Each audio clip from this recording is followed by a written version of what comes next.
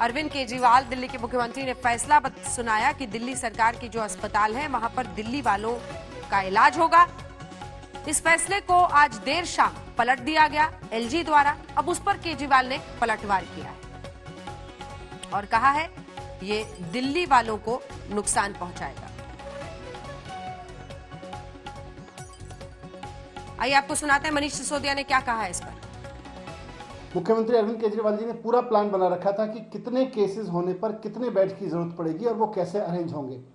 उसी के हिसाब से कल दिल्ली सरकार ने ये फैसला लिया था। लेकिन भारतीय जनता पार्टी ने एलजी के ऊपर दबाव डाल के जबरन उनसे ये आदेश पारित कराया है कि दिल्ली सरकार के केंद्र कैबिनेट के तहत जो फैसला लिया गया उसको नहीं माना जाएगा, बल्कि दिल्ली के लोगों को दिल्ली के अस्पतालों में इलाज करने में प्रायोरिटी नहीं दी जाएगी, उनको नहीं रखा जाएगा, बल्कि कहीं से भी कोई आके आ सकता है।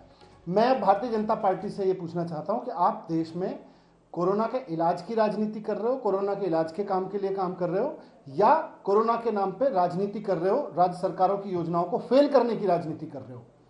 कल को अगर दिल्ली में जितने बेड हैं वो 2 दिन के अंदर अंदर भर गए, 3 दिन के अंदर अंदर भर गए पूरे देश से आके, तो उसके बाद में दिल्ली में कोई आदमी बीमार हुआ, दिल्ली में किसी आदमी की मौत हुई, तो वो कहां जाएगा?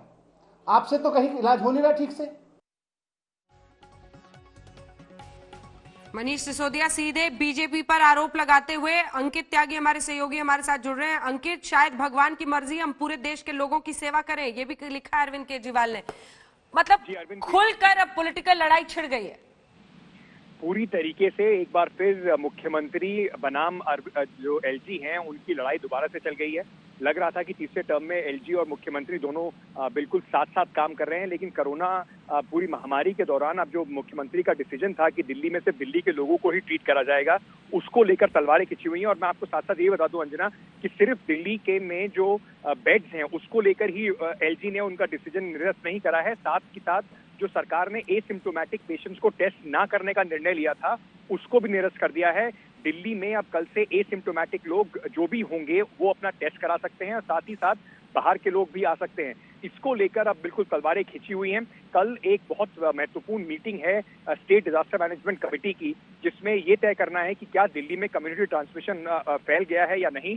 अरविंद केजरीवाल जो खुद आइसोलेशन में है, deputy chief minister Manish Sisodia वहां जाएंगे, वहां पर ये तनातनी और ज्यादा दिखाई पड़ेगी।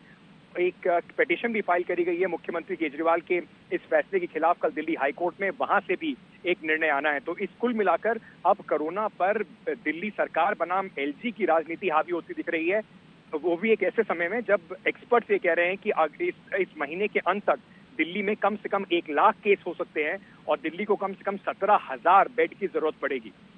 धन्यवाद आपका अंकित त्यागी इस तमाम जानकारी के लिए। एक तरफ कोरोना जबरदस्त तरीके से प्रहार कर रहा है और इधर राजनीतिक पार्टियां हैं जो इस वक्त आपस में भिड़ती हुई दिखाई दे रही हैं, यानी कोरोना और सियासत दोनों फुल फॉर्म में।